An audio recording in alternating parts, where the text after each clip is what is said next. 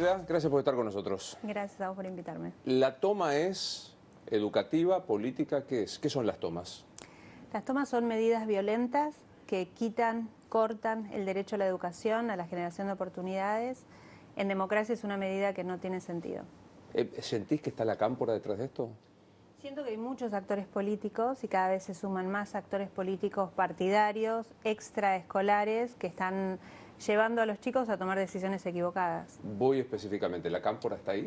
Sí, la cámpora es uno de los principales actores políticos en este momento en la toma de las escuelas. ¿Y qué objetivo persiguen? Bueno, yo todo este proceso lo siento como coletazos últimos de un modelo acabado, coletazos violentos, señales violentas de un modelo de representación que ya no corre más, que ya no representa, que ya no significa y que necesitan ponerle luz y voz a través de estas medidas violentas para que sean escuchados y para seguir vigentes. Pero yo creo que la enorme mayoría de la sociedad espera, busca, necesita otra cosa. Y por eso hay 20 escuelas en conflicto, pero 150 que hoy están dando exámenes internacionales, que están teniendo clases, que los chicos están en la escuela y los docentes enseñando. Digo, me parece una forma minoritaria de expresar una necesidad de ser vistos. Por las dudas, me parece que hay un par de delitos que se cometen con las tomas, cuanto menos. Sí. La ocupación del espacio público, la privación del derecho a la educación. Digamos, estamos frente, suena fuerte decir, pero el que toma es un delincuente. Está cometiendo una medida violenta o tratando de ocultarla en un disfraz de estamos reclamando. En democracia se reclama sin vulnerar derechos y sin cometer delitos. Por eso nosotros creemos que en esto no da lo mismo, que hay consecuencias. Las acciones siempre tienen consecuencias y por eso decidimos a los padres, que son los adultos responsables de los chicos que están en las tomas, denunciarlos penalmente por lo que pueda suceder dentro de la escuela en términos de patrimonio, pero sobre todo lo que le pueda pasar a chicos menores de edad en un edificio escolar donde se quedan a dormir y donde no tenemos control de quién entra y quién sale. Y también hemos demandado de forma civil a estas familias porque el Estado está incurriendo en un gasto en este momento para pagar salarios de trabajadores que no pueden ir a trabajar. Y eso no es el Estado una entelequia, somos todos los vecinos que pagamos impuestos, los que más, los que menos, pero aportamos y estamos perdiendo oportunidades de educación, pero también estamos poniendo plata que no está pudiendo aprovecharse. Entonces demandamos también civilmente a la familia. Pero sí es algo que es interesante, la toma de decisión por mayoría no garantiza que puedas cometer una ilegitimidad, ilegalidad o un delito. Podríamos, ayer yo hablaba con una de las chicas de uno de los colegios y me decía, pero esto lo votamos, pero no puedes votar que el homicidio no es un delito. Lo pongo torpemente, sí, ¿no? Sí, pero es que es así. Los delitos no se votan. O sea, no es democrático porque se vota algo que es incorrecto. Es incorrecto, es un delito, vulnera derechos. Por más que lo voten, que además son votaciones que cuánta representatividad tienen no sabemos, porque en algunas escuelas lo hacen a mano alzada, en otros lo hacen con urnas cerradas, pero digo, ¿cuánta información tienen los chicos y las chicas que votan? ¿Cuánta participación? La comunidad educativa no es solamente los estudiantes, también son los docentes, también son las familias, los otros niveles educativos. Hay varias escuelas que tienen 4 niveles educativos en un mismo edificio y que hoy, por decisiones de pocos chicos de secundaria, están dejando sin educación a todos, a los del jardín, a los de la primaria, a los del terciario y obviamente todos los docentes que tienen y quieren trabajar. ¿Qué decís, Ofelia Fernández, que ha venido? Bueno, de hecho, hay un último tuit en el que ella se alusiona a vos. Acuña ofrece denuncias a los padres, ningunea a los estudiantes, policías apretando, pero cero respuestas a los problemas que le plantean, ni a las viandas basura, ni a los techos que se caen, ni nada. Sos ministra de Educación, hermana, resolvé algo o hacete panelista. A mí, la verdad que Ofelia es una chica muy jovencita, que asumió responsabilidades muy grandes de muy joven, y me da mucha pena que haya aprendido que esto es la representación y que esto es la democracia. La verdad me da pena. Tengo un hijo unos pocos años más chicos que ella y la verdad que yo intento enseñarle que en los valores de la democracia está el respeto, está el límite, está entender lo que necesita el otro. Y ella aprendió a llevarse puesto al otro, llevarse puesto a los diferentes para imponer, ¿no? Imponer su mirada, su visión.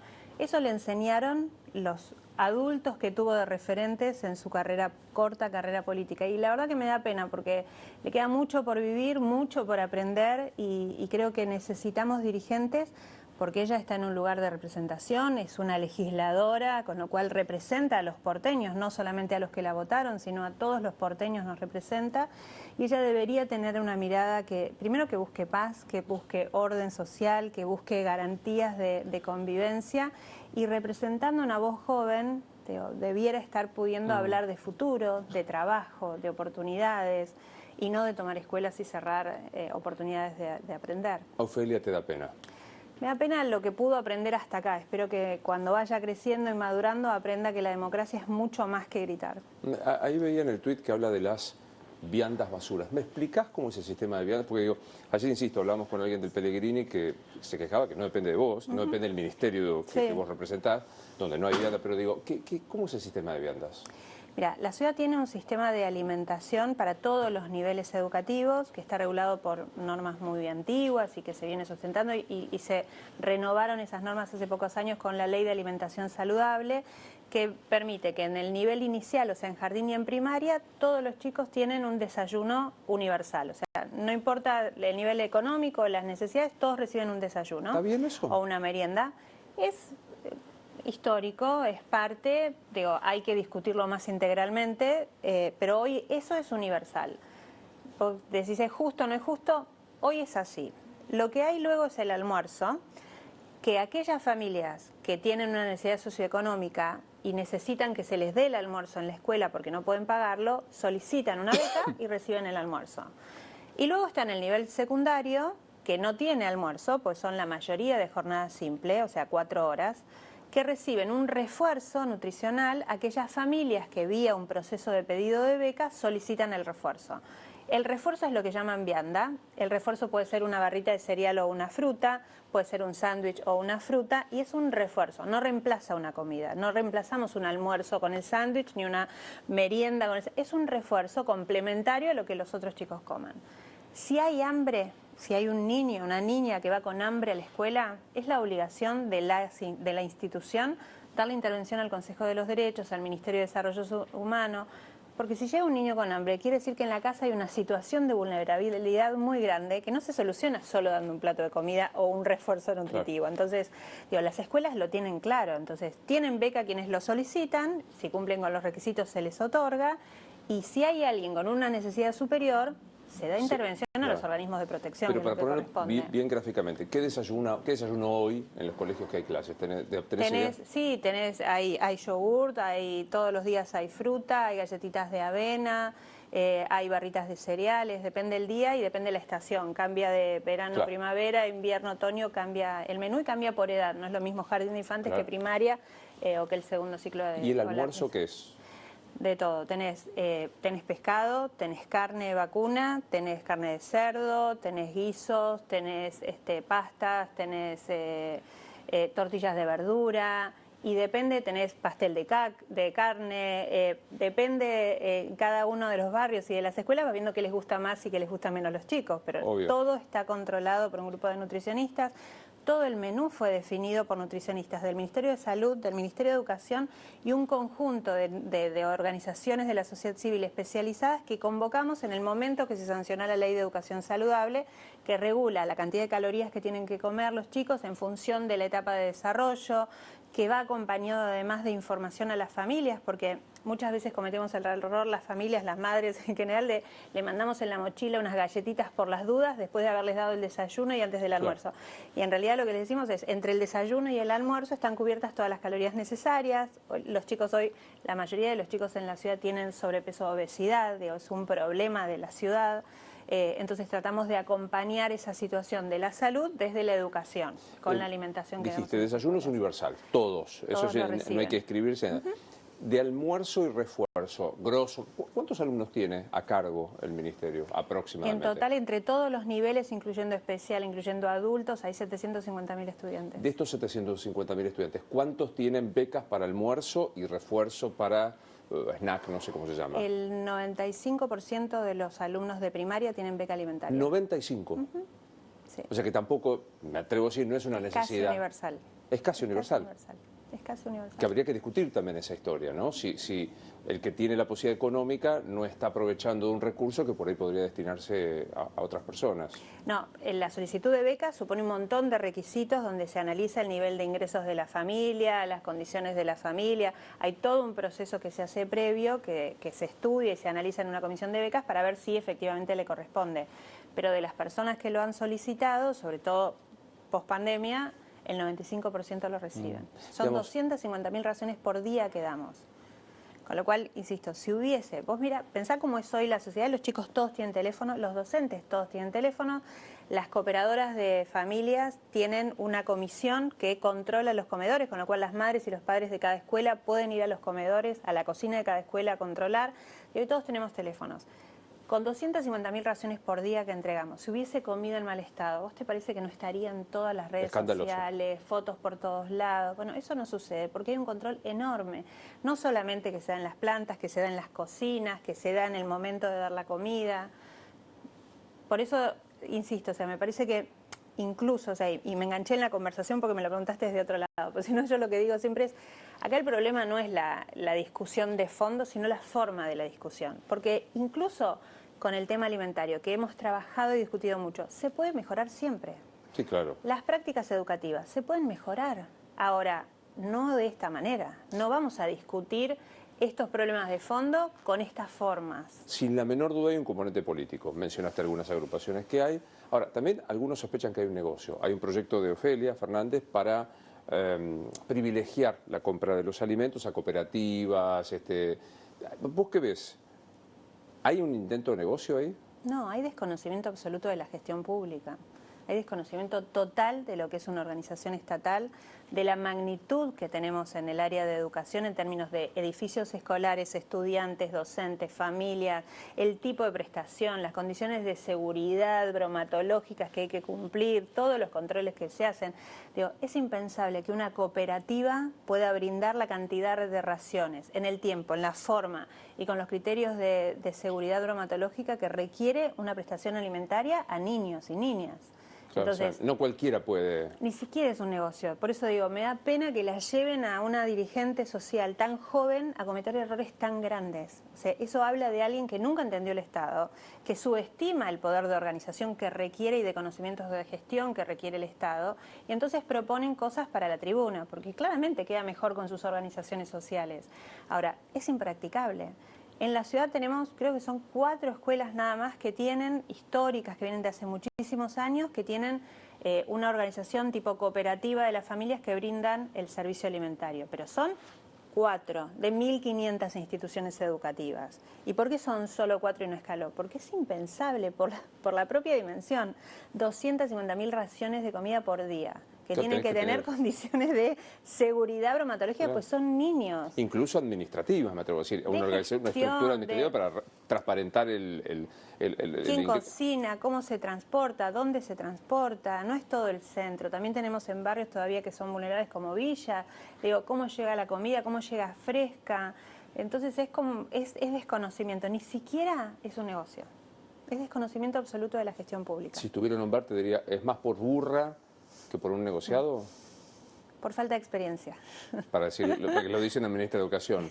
Ahora, desde el punto de vista político, ¿qué es jorobarle la carrera a Larreta?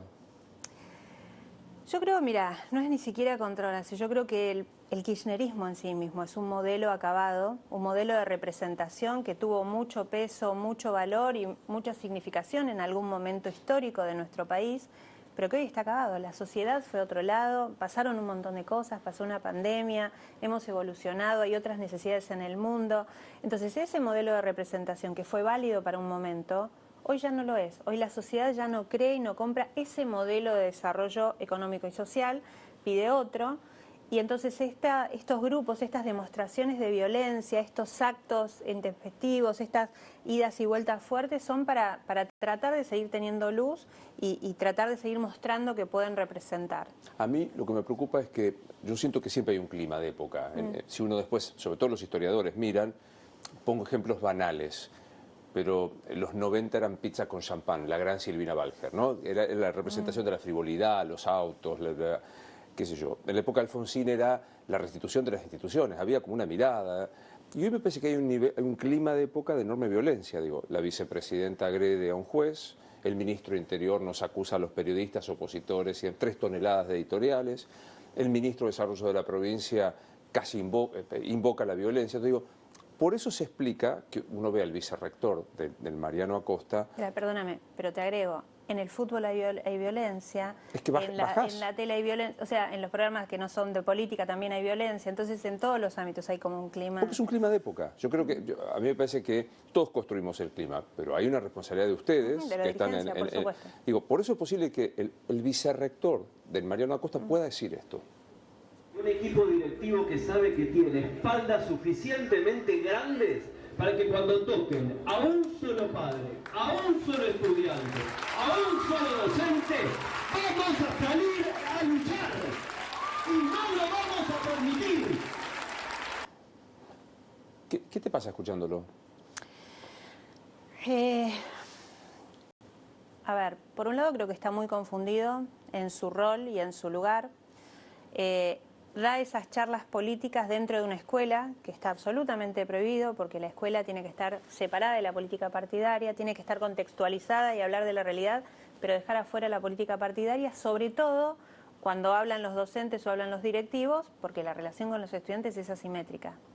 Entonces, me parece que está confundido, muy confundido respecto a lo que es el rol de un docente, el rol de un educador, pero también quiero aclarar que este mismo señor, cuando tuvo que aplicar el protocolo de la toma, lo aplicó, hizo el listado de los padres, nos lo brindó a nosotros en función de eso pudimos hacer la denuncia. Entonces también... ¿Cómo? A ver, de vuelta. Claro, en el protocolo que existe actualmente, las pautas de acción en el momento de una toma, de una situación de violencia como una toma, hay una serie de pasos que se tienen que seguir por parte de la conducción para garantizarle el resguardo del patrimonio y de la seguridad de los chicos. Ese procedimiento supone, primero, cuando hay una situación de toma, relevar todas las instalaciones, incluso sacar fotos para que veamos cómo estaba el patrimonio antes de la toma, por si después hay vandalismo, y supone llamar familia por familia de la escuela para pedirles, madres o padres, que vengan a retirar a sus hijos. Si no quieren retirarlos porque están de acuerdo con la toma, lo tiene que registrar en una planilla predeterminada que existe en la normativa y nos la tiene que enviar al ministerio. Nosotros con esas planillas iniciamos los procesos de denuncia. Con lo cual, este hombre valiente que da ese discurso político adentro de una escuela, en su horario de trabajo, supongo, porque este video lo vi ayer, recién no lo había conocido antes, pero es la escuela y evidentemente por la ropa de los chicos que están y docentes con guardapolvos, es en horario de clase, está haciendo un acto de campaña, pero después cumplió su rol como vicerrector y mandó la lista de los padres que teníamos que denunciar porque son los que estaban activando la toma. Saludo que haya respetado la norma, claro, pero en términos de los tomadores, el Che Guevara es un traidor, porque los entregó. Es un doble moral, como muchos de los que están hoy haciendo política, ¿no? Que tienen esta doble vara para evaluar todo. Si lo hacemos desde la supuesta derecha recalcitrante que somos nosotros, está mal. Si lo hacen ellos, está bien. Si nosotros tocamos el presupuesto de educación, somos insensibles. Si ellos recortan 70.000 millones de pesos del presupuesto nacional, como hizo Massa, es un ajuste necesario. Y solidario. Solidario. El ajuste solidario. Por eso, es la doble vara, ¿viste? Ellos, nadie va a tocar a nadie, pero después no se resistió a aplicar su protocolo, porque sabía que corría riesgo su figura, porque es responsabilidad de la autoridad aplicar las normas vigentes, y si no las aplica, tiene sanciones él. Entonces, no es que resistió, no los voy a tocar. Sí. Asumió el rol que le correspondía, no en esa instancia, sino... ¿Y en esta instancia merece algún tipo de qué? ¿De sanción administrativa? ¿Qué? Sí, ahora vamos a iniciar un sumario. No necesariamente por esto, hay que analizarlo bien, pues ya te digo, me enteré anoche de este video, sino porque estuvo haciendo otras declaraciones en los medios con mentiras, diciendo que había habido docentes lesionados y estudiantes lesionados por las condiciones de infraestructura, y no hay un solo expediente, una sola alerta, que se llama alerta, el sistema que tenemos para que nos informen en situaciones de gravedad o de infraestructura o necesidades, que digan algo parecido a lo que le estuvo diciendo en los medios, con lo cual ahí sí vamos a iniciar medidas sancionatorias. Casi te pido una pregunta más sociológica. ¿Vos sentís que este es un discurso excepcional, un discurso, vos decías, está acabado? ¿Sentís que está acabado? Porque digo, ves los cortes en la 9 de julio, ves la toma en Mascardi, ves la toma del Ministerio de Trabajo. ¿Sentís que es un discurso menor? siento que es un discurso acotado que se está agotando. Porque hoy también nos pasa con muchos estudiantes que nos dicen, mira, tuvimos que hacer la toma porque nos vinieron a presionar, porque representamos a otros compañeros, pero la verdad nosotros queremos estudiar, las prácticas nos parecen buenísimas. Entonces hay muchos más jóvenes que quieren otra cosa, son otra generación, son una generación que tuvo 2 años en pausa. La pandemia fueron 2 años en pausa, encerrados en sus casas, con sus familias, de quienes supuestamente por la edad de desarrollo deberían despegarse, los tuvimos encerrados 2 años, psicológica y emocionalmente muy afectados, que tienen dudas sobre su futuro, que no creen nada de todo esto, saben que esto no los lleva a ningún lado. Antes no pasaba, digo, si vos mirás 10 años atrás, este discurso en los jóvenes pregnaba mucho más, el de, bueno, el cambio. Hoy los jóvenes quieren otra cosa, quieren trabajar, quieren estudiar, quieren saber qué hacer cuando terminan la secundaria. Y lo mismo con las familias quieren trabajar, quieren tranquilidad. Hay un clima de violencia, vos lo decías como clima de época, pero también hay mucha gente normal que quiere trabajar, que se puede enojar, que puede ponerse irascible en el tránsito cuando hay un piquete, pero que en el fondo quiere orden público para hacer su vida, para elegir, para decidir. Yo soy del interior, yo soy de Bariloche, toda mi familia es de Río Negro, de pueblos chiquitos de Río Negro y en Bariloche. Cuando hablas con ellos te das cuenta que la vida es otra cosa, que muchas veces acá en Capital estamos embebidos en situaciones que nos parecen tremendas y la gente afuera está pensando en otra cosa. Está pensando... ya que sos de Bariloche, ¿qué pensás de las tomas? Digo, el pseudo grupo mapuche, porque digo es un pseudo grupo mapuche que está haciendo lo que hace. Bueno, deben tener ancestros mapuches, digo, como todos tenemos ancestros de algún origen. Por eso no quiero decir son falsos mapuches, digo, probablemente tengan algún ancestro mapuche. Lo que me parece que es lo peor de todo, me parece que es el gobierno no actuando, ¿no?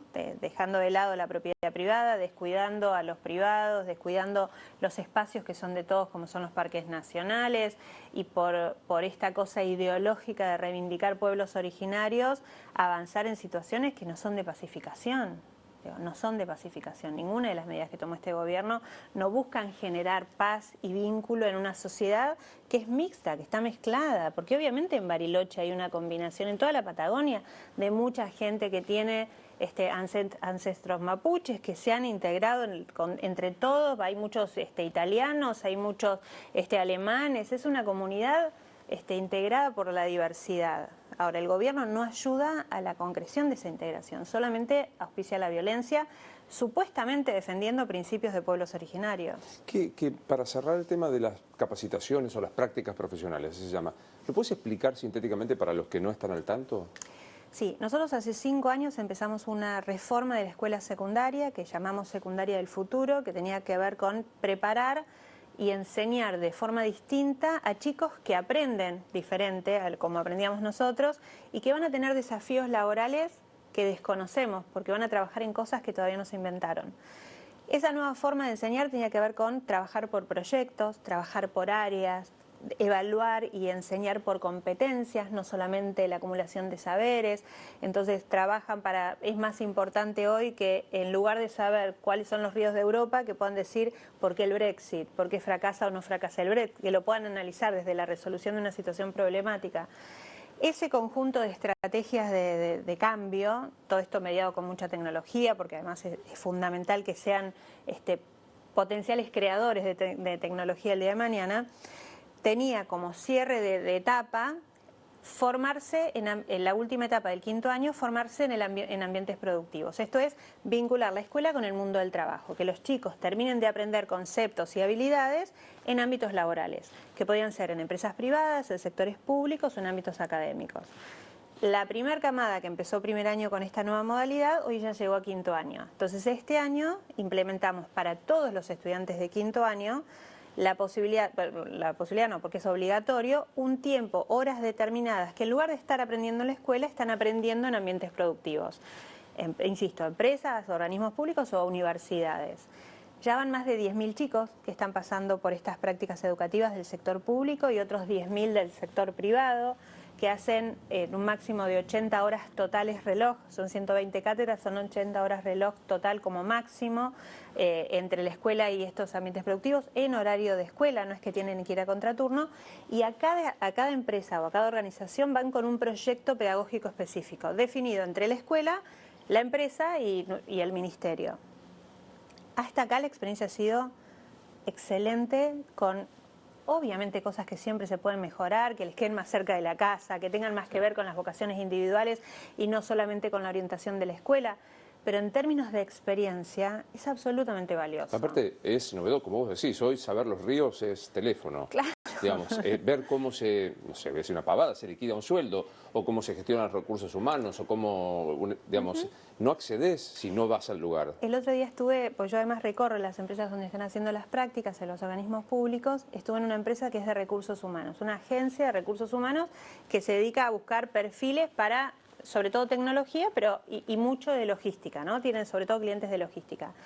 Claro, los chicos ni sabían que existía ese tipo de trabajo, claro, que existía esa profesión. Entonces ni sabíamos que había empresas que se dedicaban a esto. Y por ahí decían que querían estudiar psicología y no se imaginaban que desde esa formación tenían ese tipo de salida laboral. Entonces, tiene que ver con esto, con el desarrollo de futuras vocaciones, pero también, y post pandemia sobre todo, cuando yo hablaba con las empresas para pedirles la firma del convenio, se los pedía desde un lugar distinto al educativo. Yo lo que les decía es, venimos con una generación que estuvo 2 años encerrada, que no se siente preparada para el futuro, no se sienten preparados para salir al mundo adulto, porque nos lo dicen ellos en sus encuestas. Cuando encuestamos en septiembre del año pasado a los chicos de secundaria, nos decía que más del 50% sentían que la principal emoción que los define es la frustración y la ansiedad la segunda. ¿Frustración y ansiedad sobre qué? Sobre el futuro. Entonces nos juntábamos con los empresarios y yo lo que les decía es, necesito que ustedes den una señal de mundo adulto que abraza, que recibe, que les va a dar una oportunidad. No importa si no aprenden la tarea puntual de cómo se usa el programita específico de ese puesto de trabajo, es más importante que ellos sientan que hay una oportunidad, que pueden entrar a lugares que nunca hubieran entrado de otra manera, que no va a ser hostil, que va a haber de vuelta un mundo adulto que los puede esperar y decirles, che, acá hay una oportunidad. Total. ¿Sos precandidata a jefa de gobierno? Soy precandidata a jefa de gobierno, sí. Me gustaría en términos personales ser jefa de gobierno, en el marco de un proyecto político más grande, pero lo digo así como medio, sí, como en duda, no porque en mi interior no tenga mucha certeza, sino porque siento que la gente hoy no quiere saber nada de nosotros los políticos, y menos aún que le hablemos de cosas que no les importan ni les hace nada. Y yo estoy todo el tiempo recorriendo escuelas, teniendo reuniones de vecinos, hablando con gente, y no quiero ofender a nadie con eso. Creo que va a haber tiempo para las decisiones, para las candidaturas.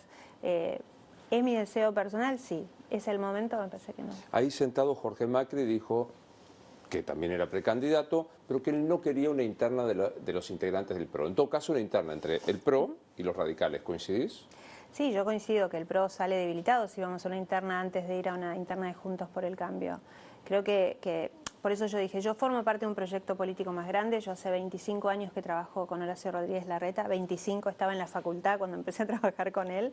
Creo mucho en él y creo mucho en su visión política y en su capacidad para armar estrategia, proyecto, equipo y plan. Y obviamente voy a estar en el lugar que a ese proyecto político le sume y le construya más, y va a depender todo lo que pase en el PRO y en Juntos por el Cambio, obviamente, de cómo vayamos definiendo estructuras más nacionales, ¿no? ¿Qué va a pasar a nivel nacional? ¿Qué va a pasar en la provincia? Todo eso va a ir como determinando. Pues digo, falta tiempo, y la gente, de verdad, yo la siento. Yo tengo 3 veces por semana, hago reuniones de vecinos por temas de educación.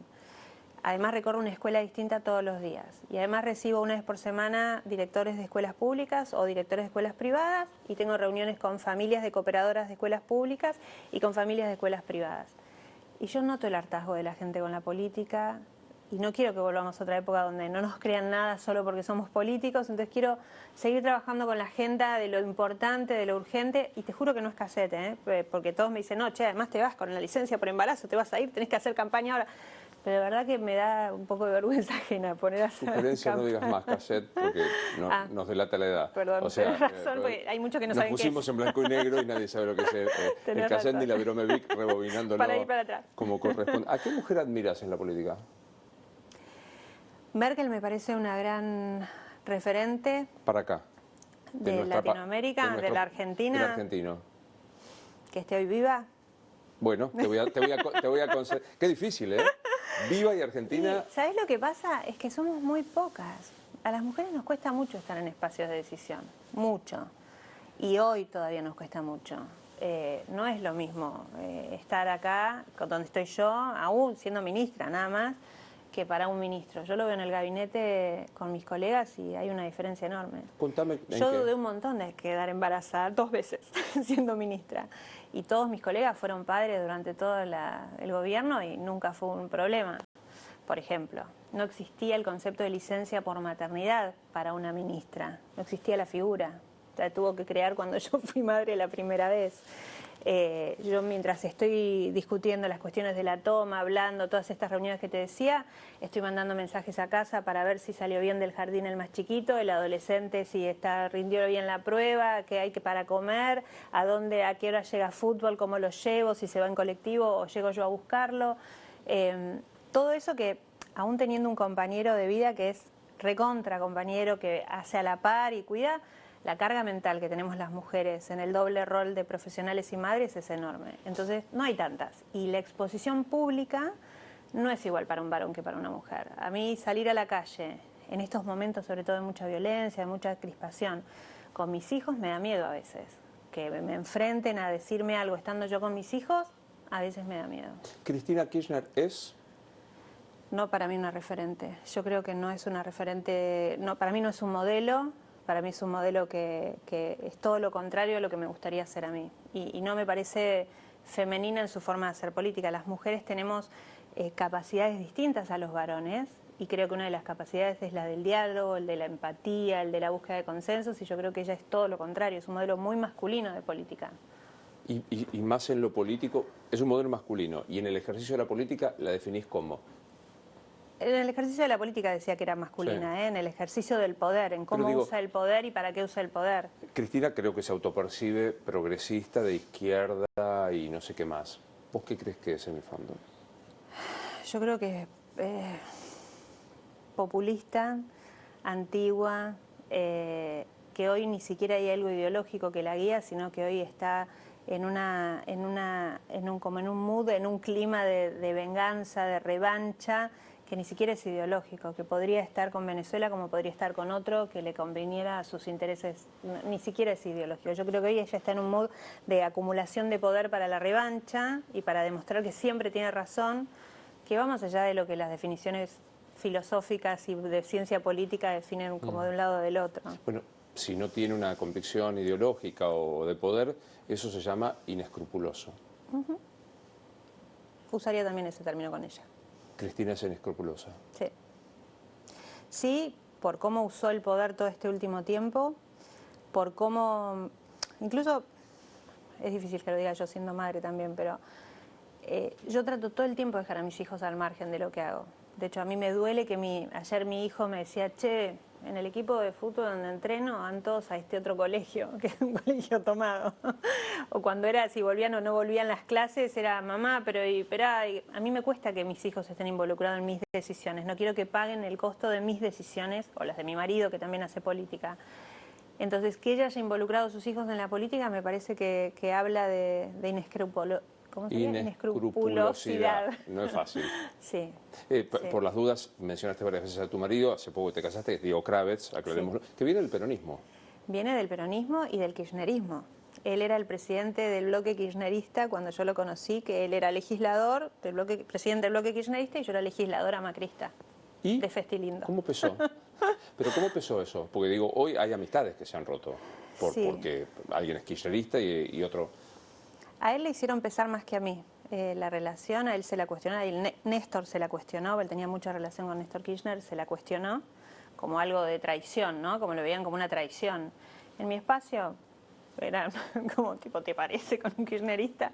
Pero nunca me afectó en mi desarrollo profesional y nosotros siempre pudimos tener mucha riqueza en nuestra vida personal que no involucraba la política. Cuando estábamos en lados opuestos teníamos muchos temas para hablar, muchas cosas que disfrutábamos juntos que no tenían que ver con la política y que nos permitían mantener sano nuestro espacio en común, personal, por fuera de la política. ¿Nunca corrió riesgo la relación por la cuestión política? Por la cuestión política no, por nuestras cuestiones personales sí, pero por la cuestión política no. Me pararía ahí media hora para hablar de las cuestiones. No, pero por la política no. Pero sí te tiraron muchas veces a vos por la cabeza infundios, creo que por tu condición de mujer. ¿En la política? Sí. ¿Por mi matrimonio? Por tu matrimonio, por invento, por injurias. Sí, sí, por mi matrimonio, pero no siempre pude mantener como las personas importantes en el espacio político, Horacio, Mauricio, nunca tuvieron problema con mi relación y mi vínculo con él, nunca lo mezclamos. Nunca, él, cuando él era legislador kirchnerista, tenía discusiones y diálogo con ellos, nunca aparecí yo en la conversación, yo en mis conversaciones con ellos nunca lo meto en la conversación, ni siquiera hoy, que él está dentro del mismo espacio político, en una rama del peronismo, pero dentro del espacio político, ni siquiera hoy mezclamos las conversaciones, lo mantenemos al margen porque le da salud a nuestra relación, y sobre todo ahora que tenemos familia. Sí creo que a mí me han injuriado un montón, por ser mujer, por dar discusiones de frente, por no quedarme callada, porque a veces no tengo filtro en las cosas que digo. ¿Qué es lo peor que dijeron de vos? La vinculación con el nazismo. Me han dicho nazi, me siguen diciendo nazi por haber ido a una escuela alemana, que no me duele por mí, porque yo tengo claro quién soy, qué valores tengo. Me duele por mi entorno, por mis compañeros de Bariloche que van a la misma escuela, que fueron a la misma escuela, que mandan a sus hijos a esta escuela, por mis profesores de la secundaria, por mi mamá y mi papá que viven y están en Bariloche y reciben todo esto. Me duele por ellos más que por mí, pero eso es lo más fuerte que me han dicho, que me siguen diciendo, insisto. ¿Quién sos? Yo soy como digo, me defino barilochense de corazón, yo me siento muy patagónica, muy de Bariloche, pero que elijo la ciudad de Buenos Aires, elijo la Argentina. Le robo una frase a una amiga que es Silvia Los Penato: soy hija de inmigrantes, pero no quiero ser mamá de emigrantes, no quiero que mis hijos se vayan de la Argentina y quiero luchar y trabajar, más que luchar, trabajar, para que ellos se encuentren en la Argentina un lugar donde puedan soñar, donde puedan imaginarse haciendo una familia como la que armé yo con mi marido. Obsesionada por el trabajo muchas horas, mucho tiempo, pero que al mismo tiempo disfruta mucho, mucho, mucho de su vida personal. Yo amo estar en mi casa, amo estar con mis hijos y mi marido, me encanta juntarme con mis amigas, pero le dedico mucho tiempo al trabajo. ¿Qué pasa cuando escuchás que te dicen le ministre? No entiendo a qué se refieren. Pregunto por el idioma inclusivo, ¿no? Sí. Primero, yo a veces me equivoco, pero trato de no decirle lenguaje inclusivo, porque el español es un lenguaje inclusivo. Si uno es una persona que lee y tiene vocabulario, la lengua española nos da todas las posibilidades de incluir la diversidad si tenemos la intención de hacerlo. A veces se usa el lenguaje para tapar una vocación no tan inclusiva en el fondo, entonces yo no creo que alguien sea más inclusivo que yo porque habla distinto o inventa palabras. El lenguaje español, insisto, la lengua española es riquísima, es una lengua viva y nos permite hablar de diversidad, desnaturalizar situaciones.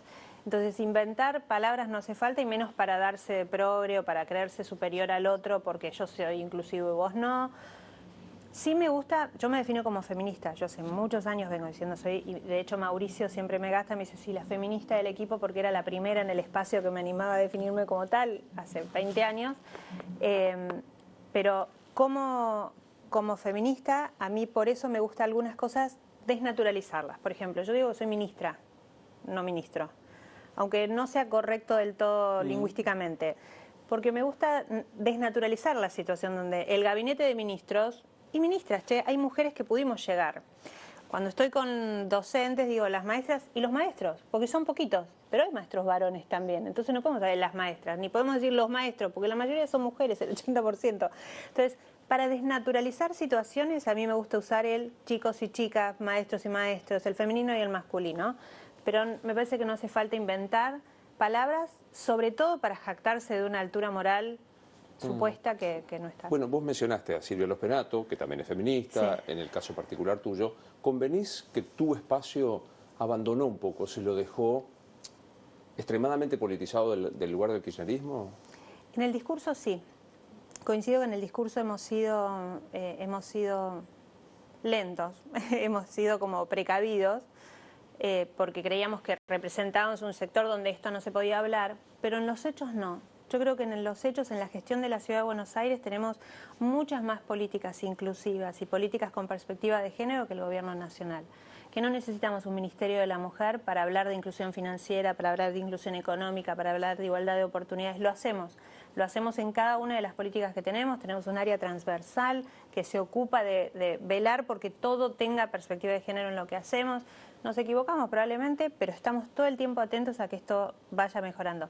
No somos muy del discurso, ¿viste? Que no somos tanto de armar un relato que suene bien y que sea intelectualmente alto. Digo, somos más de hacer, eso es verdad, eso es una característica propia de nuestro espacio y yo creo que haciendo somos mucho más progresistas y tenemos más perspectiva de género que quienes se jactan de hacerlo. ¿Cuánto te pagó ser una mujer bella? Ay, gracias por decirme bella, pero no sé, O al menos de joven me costaba mucho. Yo fui legisladora siendo muy joven, fui la primera legisladora más joven que tuvo la legislatura, creo que tenía 26 años, y veníamos del Consejo Deliberante.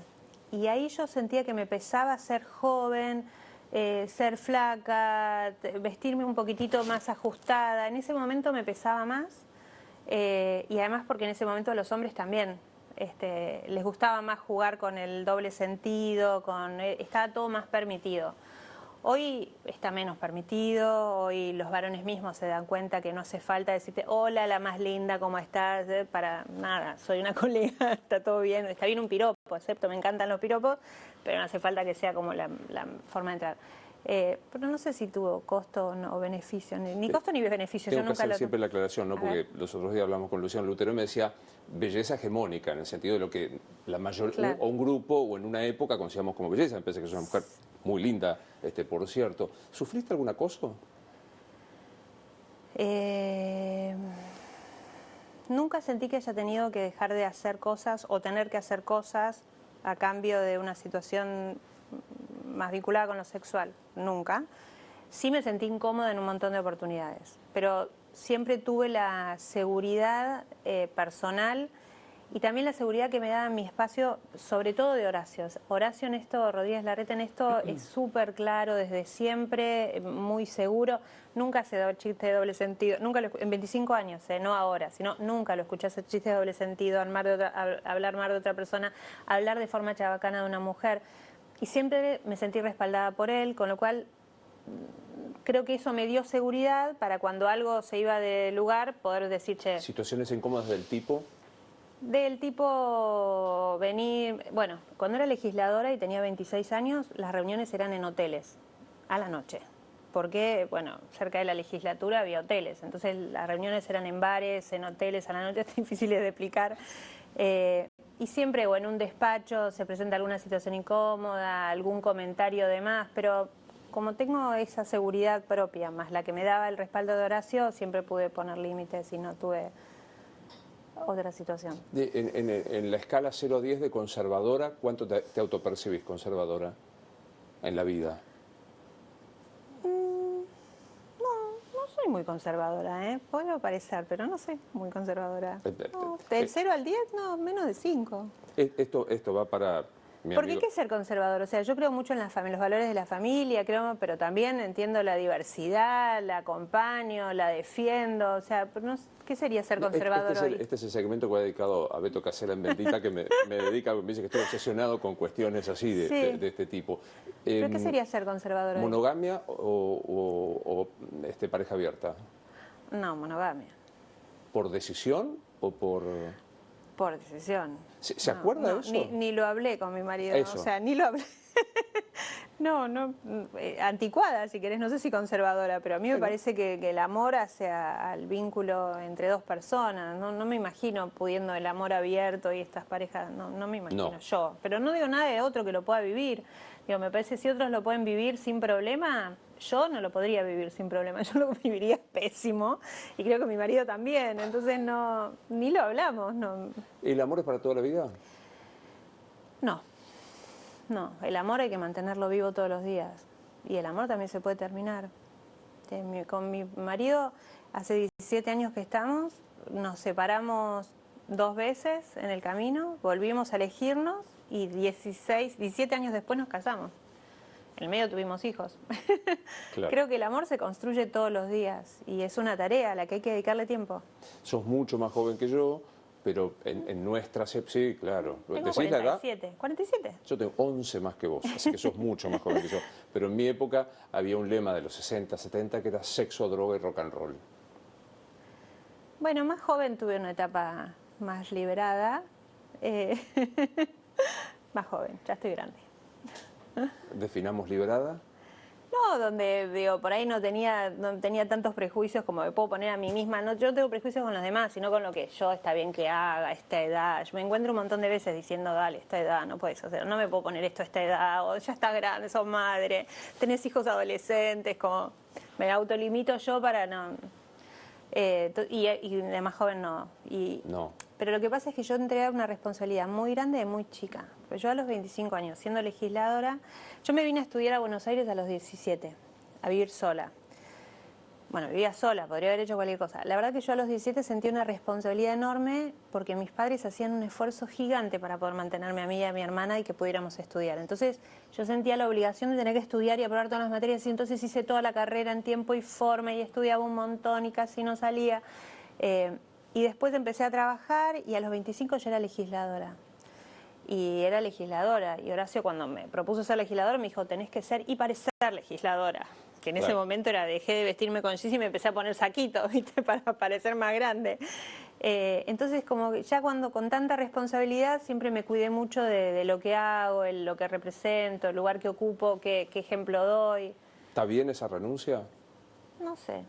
Es lo que me lo que pude, es lo que me salió. No sé si se lo recomendaría a otro. Sí, yo soy muy creyente en la ejemplaridad, ¿no? De cada uno en el rol que tiene, el ejemplo que da. Y sobre todo siendo madre. Yo creo que le enseño a mis hijos más con lo que hago que con lo que les digo. Entonces trato de ser ejemplar en ese sentido. ¿Nos morimos y qué pasa?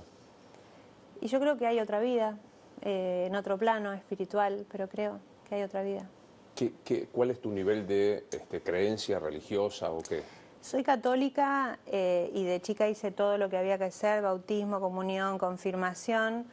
De grande empecé a enojarme un poquitito con algunas cuestiones de la iglesia e institución de hombres. Y ahora, de hecho, cuando nos casamos con mi marido hicimos una ceremonia mixta judía, porque él es judío, y evangélica. Porque él tiene un referente evangelista en Lanús que le tiene mucho aprecio y yo sentí que él necesitaba en ese momento la contención especial por una situación personal de él. Y entonces le hicimos, y no puse ningún cura católico, no quise convocar a ningún cura católico, no me sentía representada. Pero soy muy creyente en términos de todas las noches rezo, yo siento que hablo, tengo mi diálogo, soy marista, o sea, creo mucho en la Virgen y le hablo a la Virgen y con mis hijos, mientras son chiquitos, a la noche le hablamos y le pedimos a la Virgen que les cuide el sueño. Pero la institución iglesia, todas, ¿no? Como lo que hacemos los hombres, que nos equivocamos y... ¿El Papa Francisco es? ¿Es qué? Es un ser humano que comete errores y que siento que a veces busca más representar ideas políticas que representar a la fe católica. Y eso me aleja de la Iglesia Católica. Jaime Durán Barba, ahí sentado, me dijo, es un párroco del kirchnerismo. Bueno, no sé si tanto, porque tuvo un trabajo que respeto mucho, tiene una historia de militancia social que respeto, ha hecho cosas en la Iglesia muy transformadoras también. Pero me pasa eso, ¿viste? Es un ser humano, o sea, a veces le pedimos a las personas que sean siempre perfectas y somos todos seres humanos. A veces siento que trata de representar algunas cuestiones y en ese lugar debiera representarnos a todos en la fe.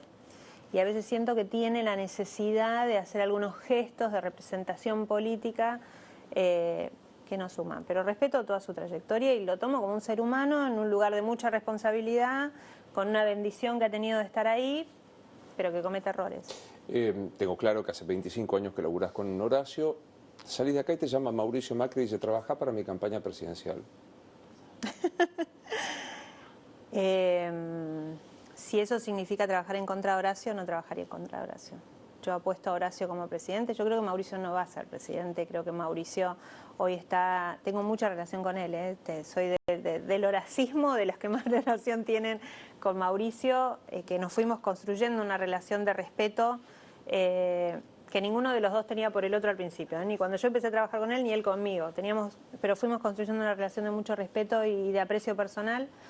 Yo creo que él está ocupando un rol de un constructor de un partido, donde con su estilo hace jugar a los distintos actores para ver quién tiene más fuerza y está tomando posiciones en ese lugar, y que él va a querer ocupar un rol importante y lo tiene que hacer porque es un expresidente que creó un espacio político, tiene que tener un lugar de referencia.